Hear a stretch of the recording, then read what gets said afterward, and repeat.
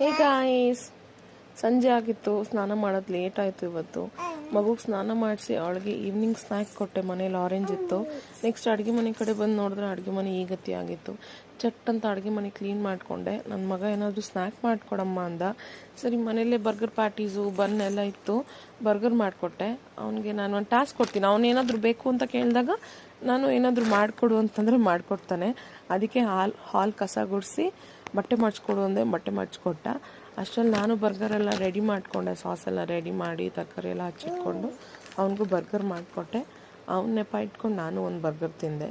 ಈ ಥರ ಎಲ್ಲ ಮಕ್ಳಿಗೆ ಮನೆಯಲ್ಲಿ ರೆಡಿ ಮಾಡಿಕೊಡೋದು, ಏನಾದರೂ ಮಾಡಿಕೊಡ್ರೆ ಖುಷಿ ಪಡ್ತಾರಲ್ವಾ. ಅಷ್ಟರಲ್ಲಿ ಅಡುಗೆ ಚಿಂತೆ ಬಂತು. ಅದಕ್ಕೆ ಅಮ್ಮ ಕಾಲ್ ಮಾಡಿದರು. ಮುದ್ದೆ ಮಾಡ್ಕೊ, ಉಪ್ಸಾರು ಕಳಿಸ್ತೀನಿ ಅಂತ ಹೇಳಿದ್ರು. ಅಮ್ಮ ಮನೆ ಹತ್ರ ಅಂದರೆ ಇದೊಂದು ಲಾಭ. ಏನಾದರೂ ಮಾಡ್ಕೊಡಮ್ಮ ಅಂದರೆ ಪಟ್ಟಂತ ಅವ್ರು ಮಾಡ್ಕೊಂಡಿದ್ದನ್ನು ನಮಗೂ ಸೇರಿಸಿ ಮಾಡಿಬಿಡ್ತಾರೆ.